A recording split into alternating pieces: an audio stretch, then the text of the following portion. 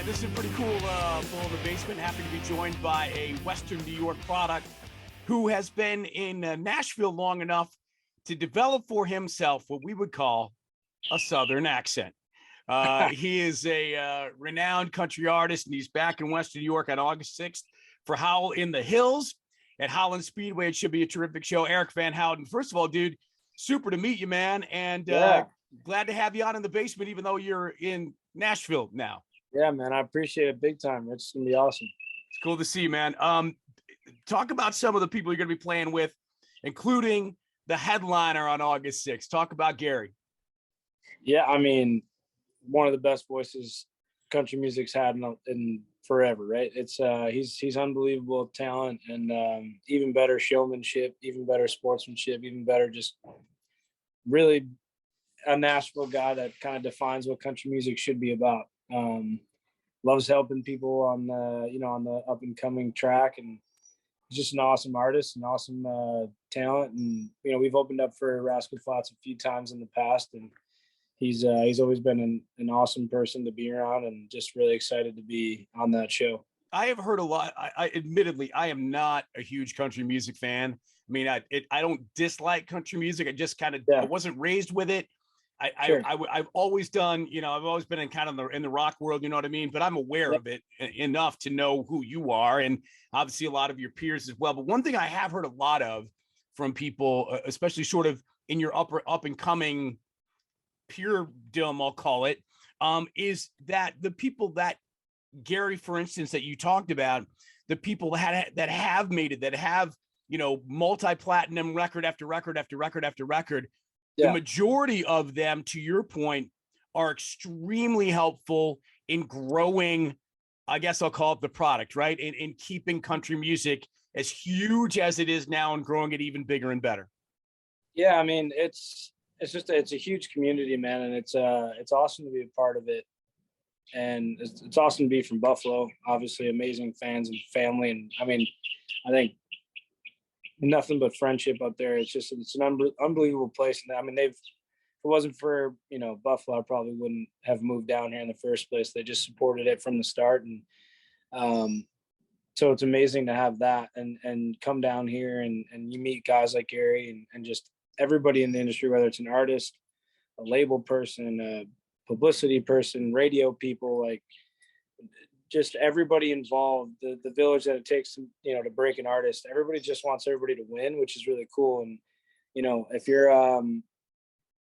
you got the drive and you're driven to just really focus on your craft and focused on being your own artist, then a lot of people see that, man. And it's really cool to have. It's almost like the ladder analogy, you know what I mean? People are climbing up the ladder and they consistently look down to see who needs help up, and it's really cool.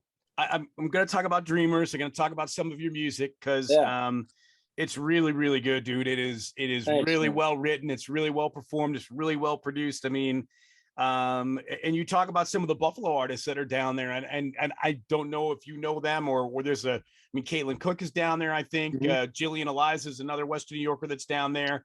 Yep. Claudia Heuser is not in Nashville, but she's a rising Western New York star on the country scene as well. Do you know those people? Do you keep in touch with them? Is there that Western New York community amongst you guys?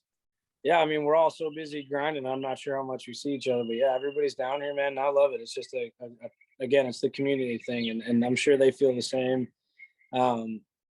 You just get down here, and it's hard not to make friends, and it's hard not to just keep growing in the industry when you're surrounded by it every day. It's awesome. We'll talk about that though, man, because I'll be honest with you, again, from sort of an outsider's perspective, right?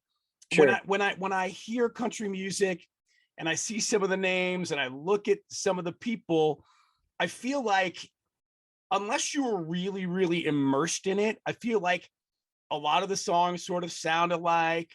A lot of the people sort of look alike. A lot of the names sort of sound alike. Yeah. And I guess the point of my question or point is, gosh, there's got to be insane competition. I mean, like I said, your stuff is phenomenal.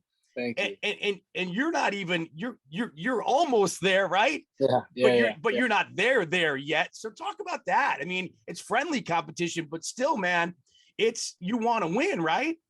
Oh yeah, of course. And I guess that's part of what I meant by like the drive situation, right? Because there's so much talent down here. Um, so many people that just want it really bad, and you just have to wake up and show up and work really hard every day. And I think it's a timing thing too. You know what I mean? Everybody's timeline, everybody's trajectory is way different. So it's, you have to have that mentality that you got to be stoked for your friends. You got to be stoked for the people that, are winning right now, and that, are starting to climb the success ladder and all that stuff. Because number one, like, and I mean, just even people you write with on, first time writing with somebody, that guy might have 10 number ones in the matter of 3 years. You know what I mean? You just never know. It's like, so many people's trajectories are so different. Some people do this, some people do this for, 12 years, and other people just dogfight until the end. And it's one of those things where you just have to work together, obviously, and then just cheer on the people next to you, because they could be 10 steps ahead of you or 10 steps behind you when it's all said and done. You just got to be there for everybody. And it's definitely competitive, and that's everything should be. You know what I mean? I mean, you shouldn't just get it handed to you. You got to fight for it, especially if you want it bad enough. I'm clearly wearing this hat. I've worn it literally like I went to a dude ranch out in Colorado, man, and you have to have a hat like this if you go to one of those places. But prior to, I never had one. I think I've worn it once since. So do I do it okay? Am I doing it justice? Yeah, you're rocking it, man. Good? I would have known it wasn't your first favorite genre of music. Cool. Okay, good. I've honestly never worn a cowboy hat in my life. For real? Yeah, maybe one time, like to a concert, like as like a little, party trick, wearing a flannel and some cut off shorts or something, like as a joke. But never worn one on stage. Never had one. But I will say this though, dude. I mean, take off. You got a good thing going on upstairs, right? Yeah, I mean, I got pretty blessed, man. Yeah, it's pretty damn good, dude. Yeah. So I could understand that very much. How does a West Seneca West kid become a country music star? Amazing question. Well, I guess for starters, like my dad's side of the family is like the classic rock, rock and roll genre of music, and my mom was always country music. And it was just my first concert was Poison and Motley Crue. So for me, I was like a little 80s hair metal kid trying to rock it out. And obviously being from Western New York, love the Goo Goo Dolls, love like the Matchbox 20 sound, all that stuff. And it's funny how you go back and listen to some of that stuff, and you just add a couple pieces like a banjo and a steel guitar, and a lot of those songs fit right in right now. And in the current frame of what country music's defined as, which I guess the beautiful part is that there's no definition. Like you could be the Sam Hunt or the Breland, and I mean, even Nelly's crossed over into it. And I grew up listening to country grammar when I was a kid, so it's like there's such a wide spectrum. And I just remember writing songs a lot growing up, and got to a point where I was, playing shows as just Eric Van Houten, and had a cover band, and we started playing a couple of those originals. And then, people started asking for country music. The more and more it got more popular, and we started throwing some of those into our set. And I started realizing quickly, like, man, I think I'm writing country music and I don't even know it. And, I fell in love with Keith Urban early, listening to him growing up, and with my, the way that my mom listened to music. And just the fact that he was able to bring that rock element of guitar and like full band, live band into the genre, it kind of opened up the door for me. Well, you also, I mean, speaking of, the rock look, sound, feel, whatever, man. I mean, you're all tatted up. I mean, that's you don't see that a lot, right? Yeah, for sure. Yeah, that's definitely a part of the this guy's a lover, but he could still probably beat you up vibe. That's kind of the edgy lover that we were going for. For sure. Eric Van Houten, HowlOnTheHills.com for information on Howl on the Hills, August 6th, Howland Speedway. Gary from Rascal Flats. Tents at Howl, a girl named Jenny. I mean, really, really great bands that are going to be playing. And a lot of you that are watching this that are local are aware of a lot of them as well. It should be a really, really fun day. I've never been. It's at Holland Speedway, so it's at a racetrack. So you have that sort of NASCAR feel kind of built in, right? Yeah, exactly. Let's get the country audience riled up. Who to this point, is the most famous person that you're aware of that's a fan of your music? Shit. Oh, sorry. I don't know if you're good. That's fine. Man, I've been blessed to know a couple athletes that play on the big stages that love the music. I mean, all the guys we've toured with, Chase Rice, Cole Swindell, all those guys, they're all buddies, and Dan and Shay guys, all buddies. And I think one of the coolest things, I got a text message from Shay Mooney from Dan and Shay, and he's like, "Hey man, just listen to the whole record front to back, well done." So that's pretty cool to have guys like that in your corner. And I would probably say it'd have to be Kid Rock. Yeah. I mean, I've through like meeting mutual friends, we got a chance to hang out, and he's jammed some tunes, and he digs them. I think that's pretty cool. That is killer, dude. I have had the opportunity to interview Kid Rock, and that dude is badass, top to bottom, front to back. And he's a good dude. He's just a good dude. Yeah, he's the definition of rock and roll, for sure. And what a talent he is too. He can play so many different instruments. And I just think he's always been so underrated. It's crazy. But that's really, really awesome. So who's the coolest? He's sort of a crossover guy. Who's the coolest, maybe biggest country star you've ever met, where you were like jaw dropping, holy crap? Like maybe you shared the stage with them. I haven't shared the stage with them yet, but I was at that Tortuga Music Festival down in Florida a couple years back, and Keith was headlining it. Keith Urban was headlining it, and I was actually we were kind of hanging in a circle with a couple awesome guys. Kit Moore was one of the first country artists I actually opened up for. No kidding. Cool. That was almost 12 years ago now, and he's been a good buddy throughout everything too, and has given me some good advice, good pointers, and we were all just kind of huddled up in a little circle, just chit-chatting, and had no idea we were right outside Keith's bus, and he came walking out and chopped it up with us for 20 minutes before he went on stage, and that was probably a cool experience. I would say meeting Reba McEntire too. I mean, I'm not, she's just the queen of country, you know what I mean? I mean, there's 12 of them out there, but she's definitely up there on the top dog list, so it was pretty cool. That is super cool. Okay. I'll ask you this, and most people, when I ask them questions like this, don't want to answer it, but I'm going to ask you anyway. All right. And you don't have to answer it. It's up to you. But who's the biggest star that just, gave you a bad taste? They might have big timed you, like we've all run into that guy or girl. Like, is there somebody? There's a few out there for sure. And there's a few people that you thought you were buddies with, that once the scenario changes to where it benefits them, they immediately run. So you come across that in every industry, whether it's working an office place or working construction site or working in music or being an athlete. Like you always come across the people that just, they don't have the family mentality, so that that most of us do, but it is what it is, man. Yeah, no, for sure. I get that. I'm just, from a fan perspective, I think we've all been in that place where you have that, and even me doing radio as long as I did and interviewing as many people as I did, people come in and that's probably, from a fan's perspective, that's a wrong thing to do, is have this like expectation of fill in the blank person, because there are times when you do get disappointed, and there are times when that disappointment is not intentional, when that star is just having a bad day, because they're all human, right? I mean, we've all been there. I was just gonna say, you kind of have to be devil's advocate and get them the benefit of the doubt, because it is not an easy industry, and it is not an easy schedule you get put on. Unfortunately, if some of those bad tastes come after a 4 nights in a row, and then you're on your 5th one, and all you want to do is be back home in your bed, and you got to say hi to 200 people in a meet and greet line, and you got to go put on a show in front of 20,000 people.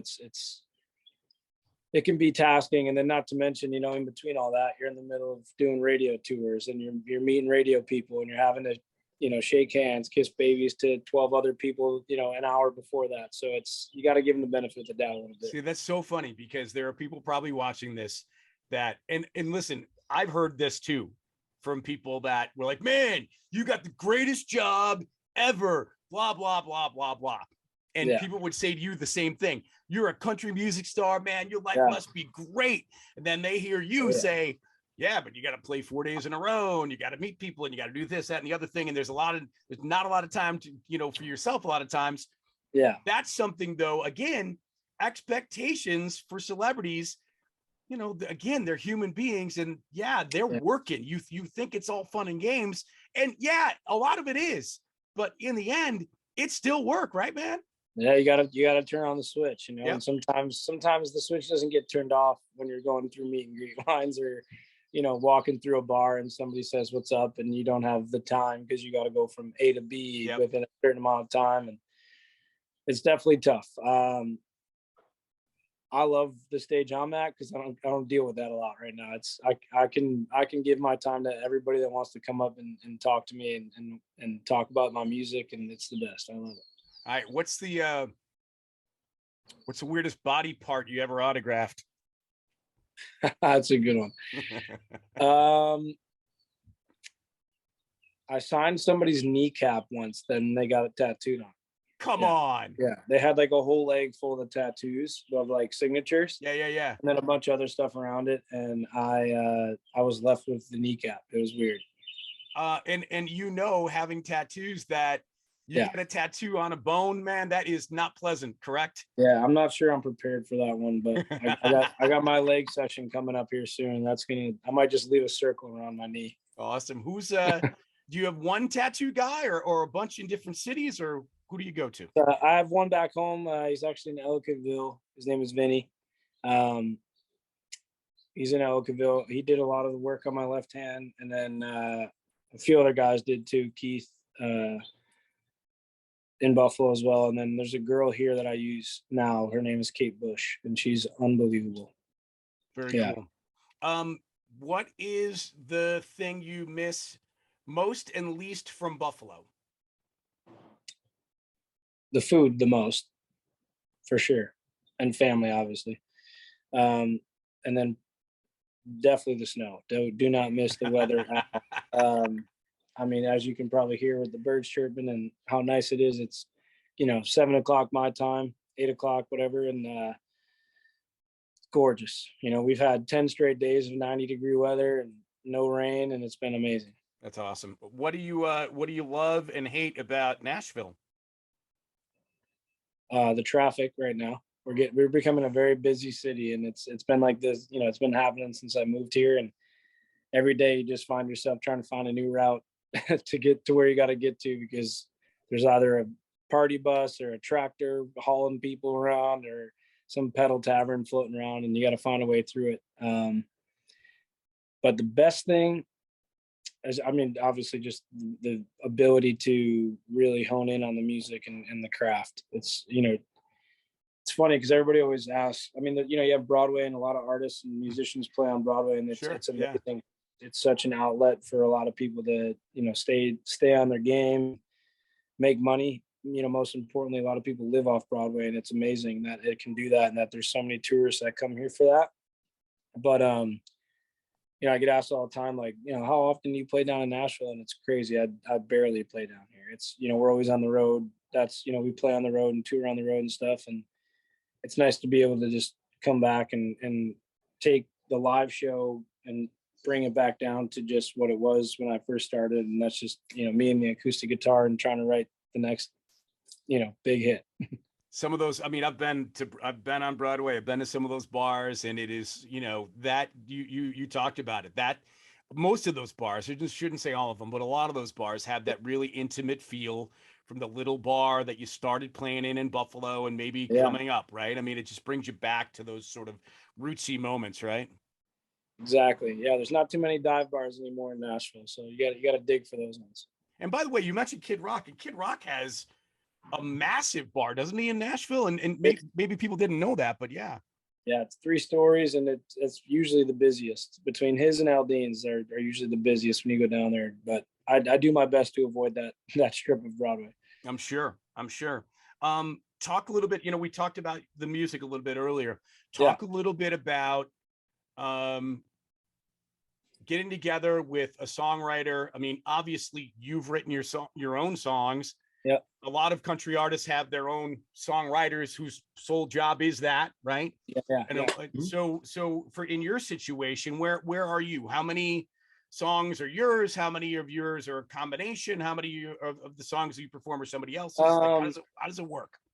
It's honestly, I think I've been here almost 10 years, maybe 8 now at this point.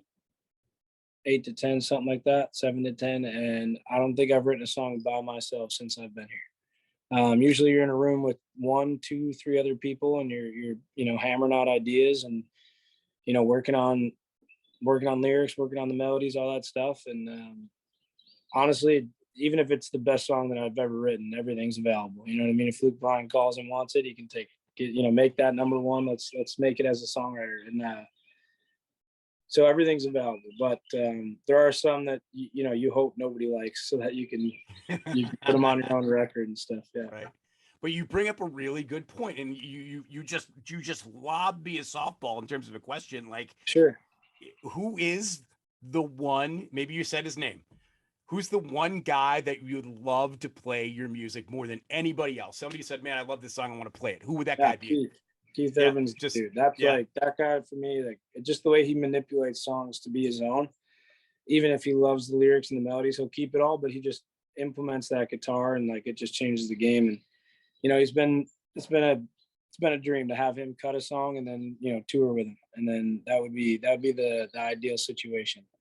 As long you've been there almost a decade, what does it take to have a multi-platinum record and to make millions on the road and to sell millions in merch and whatever, and like really hit it? I mean, is it the songs themselves? Is it radio airplay? Is it just constant exposure? Is it being on the road and in front of people? And what does it take? You're kind of hitting it. It's a combination of all that, but just like, I mean, it all starts with the song, right? You need this label rep or this label person to love the song, and then they got to fall in love with you as an artist, right? So like everything that you mentioned, you have to be doing that so they can say, okay, this kid obviously wants it, and he's got an amazing song to back it up, and he performs it well, and this is what it is, Let's pretend I'm wearing the hat, so let's just whatever.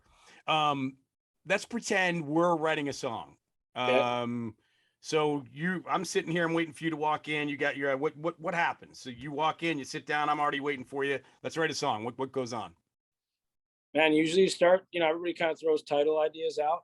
Like, just, you're in the room. Let's say we wrote Last Night Lonely with John Party. You walk in there, and let's say you had the title, you spit out the title, and then you just start talking about the idea, the concept behind it. And that's the beautiful thing about songwriting and like the creative part of it, is that you have to kind of, if you've been there and you've been in that scenario, it's easy to kind of find that place. But if you haven't, you got to put yourself in that person's shoes, whatever.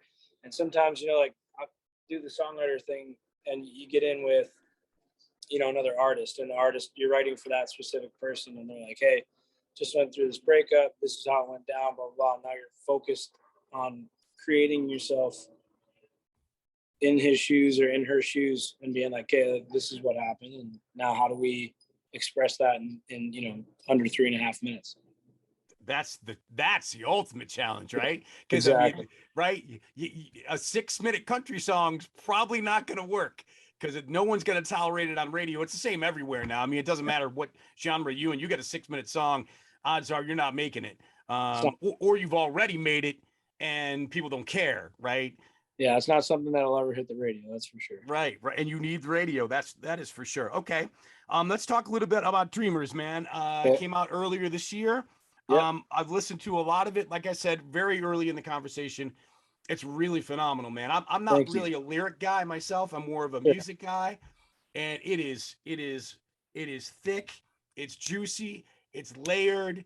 It is so well produced. Obviously, vocally, it's terrific, man. I give you a lot of credit. And talk a little bit about the success so far of it, from it, some of the behind the scenes into making it, and of course, you're going to take it on the road, of course, all summer long. So talk all about all that. Yeah. Well, we had released, I think, 4 or 5 of the 13 songs like the prior year. I think it was like Run, Lucky Me, Girl That Got Away Comes Back, and Kiss Her. We're already out. And Come Find Me, we just did a piano version, and that's a song I put out back in 2018. Um, so I think it was just a matter of finding those other, 7 songs, I think it is, or 8 songs, and we just kind of went through the Rolodex, man, the thousands of songs that I've written over the last how many years, and just kind of found the ones that best fit what's happening. And 2 of those songs actually were written by fellow co-writers. I wasn't even a part of them. Straight Out of Nowhere and Mad Love, I didn't write either of those, but we'd been playing them out as a band, and just because I loved the songs and felt like it fit in our set. And we'd gotten a lot of compliments on those songs over the years, and just thought we had to, get them on, on the Spotify and on the Apple Music and all that stuff out there, and just allow people to listen to them on a daily basis. And Kisser's been the biggest song for sure. We accumulated, like, I think 2.5 million streams in a matter of a year. So it's been really cool. And it's all, we've had a little love from Spotify, but it's been a lot of just the listeners liking the music. And that's kind of early on when I was here, I wanted everything to happen so fast. And then once you're in the mix and you're playing and you're touring and you're meeting all these people that, say they love your music, it's, you kind of get an appreciation for the slow kind of climb up the hill, because you really do grasp, like, real audiences and real fans, and that will stay with you 10 years down the line. So it's really cool to see these songs, just out there and doing their thing. And hopefully the next single will be the one, but if not, we'll go after the next one. Are you a guy, and are your bandmates, and now your band, is it typically always the same guys, or do you filter in session guys? How does that work? Yeah. My like full-time drummers, because we're kind of laid back on work a little bit right now, just focusing on the artist side and Sure. the recording side. Yep. We've been pretty spotty with shows. He's out with another artist and just doing his thing, which I love that, because that, like I said, it's the community thing, like, he's out on a full tour and he's out making money and working and loving every second of it, and staying sharp on the drums. And we've had a consistent rotation of bass player, guitar players that have been with me for the last, like, 5 or 6 years. So it's been really, really consistent, really good, and it's a lot of fun. And the exposure most people have had to a recording session is, like the Queen movie, like Yeah, they see how that happened, but other yeah. than that, most people don't have the benefit of being able to watch how a record's made. So for you guys, do you do your songs in parts? Do you perform them live? Like, how typically does it work for So you? I signed a publishing deal back in 2019 with a fellow named Chris Stefano, and you can look him up. He's an unbelievable talent. Bunch of number ones for Carrie Underwood, Luke Bryan, Aldine, Dan and Shay, Chris Young, and the list goes on. And he's an incredible producer. So usually, typically you're in a room with a full band. Everybody's playing an instrument, and then you do all the post production stuff after, like the little layovers and stuff. But with the way we've been doing it, it's just me and Chris in the room, and we play every instrument, and we produce it. And he's just got such an ear for it that I just sit back and watch him make magic. It's crazy. And it's been a blessing, because as much as I did my first couple songs here with the whole band and all that, and as awesome as that experience is, I kind of like just being locked in, like just me and him, and we focus on what we hear and what we want, and it's not hindered by any outside source. And it's just like, it really opens the door for our creative minds to kind of say, hey, what if this does this in this part, and, like, this drops off and you hear that little noise, and little things. So it's really cool to be able to focus on that. And I love the recording process just as much as I love writing, just as much as I love playing. It's got to be incredibly flattering to know that you're part of this group with Chris, right? I mean, Yeah, knowing who he's worked with in the past, and how yeah, much of the, oh my God, he's made this for those people. How much of that is in there for you, in your heart or in your brain, thinking, my God, if he can do this for yeah, them, yeah, I gotta be next, right? yeah. And Well, but you Chris can't, has but you become, can't, you probably yeah, can't think that either, though, right? yeah. Chris has been an amazing friend of mine since I moved here, and we didn't even start working together until, again, 3 years ago now. We were buddies for 6 or 7 before that. So it's really cool to, like, when you're in the room and you're working, you don't really think too much about it, and then when you sit back and he's kind of doing the edits and adding other instruments, you definitely realize why he is where he is and who he is, and it's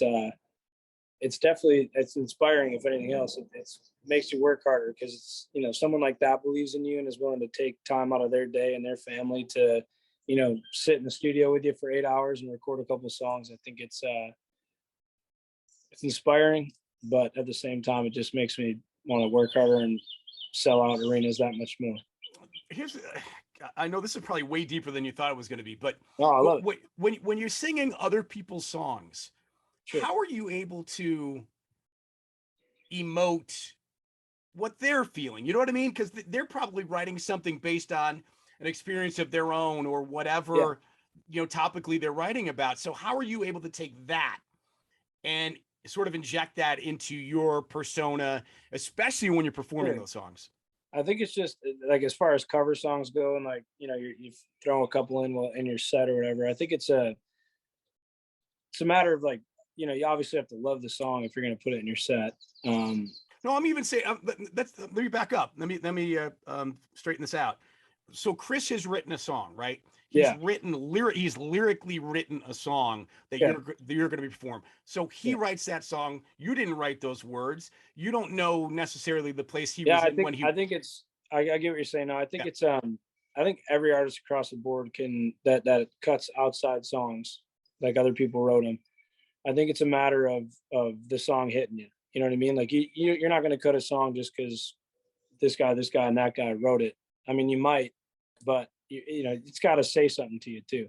Whether it's from your past, future, present, whatever your mind's feeling, like, it's got to hit you in a way where you're willing to record it. You know what I mean? Especially the bigger guys like the Aldeans and the Luke Bryans, like, they hear songs and you have to love it, right? You have to love it. It has to hit you in a way, whether it's just because you think it's an amazing song and you really enjoy listening to it, that you're willing to cut it, or if it's, something that hits home about a breakup or losing a family member or falling in love, whatever it is, it's got to hit home, or else it's not going to be resonated live or recorded.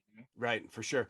How much of a rush is it for you performing and watching people sing along to your songs and smile and know that what you're doing is a complete escape for them from their day to day?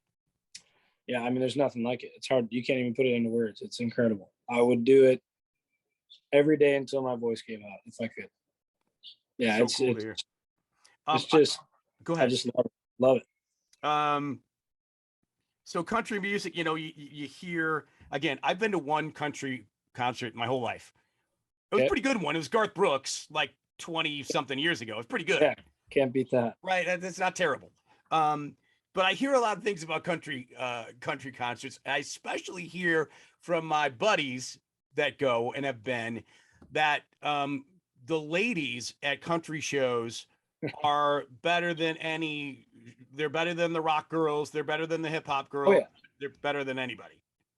Yeah, I'm no doubt about it. It's and they bring the fellas that drive home the party anthems and the good times that you have. I mean, it's just an easy listening genre of music. You put it on at any summer party, on any summer boat, and nobody's gonna have a bad time. And I think that's what's kind of resonated with a lot of the people, and all the fans alike. It's awesome. HowlinTheHills.com is where you can find tickets for Howl in the Hills. Holland Speedway, August 6th, with Eric Van Houten, our guest here on Bull in the Basement, Gary from Rascal Flats, 10-cent Howl, Girl Named. I mean, the lineup's great. GA tickets are $50. Great. I mean, that's reasonable for sure. You can get VIP, which gets you like parking and like better seats for just over 100. Kids under 10 are free. They're doing a thing earlier in the day when if you come down and ride your bike, you can actually ride around the track there at Holland Speedway. Oh, that's cool. That's cool. Yeah, man.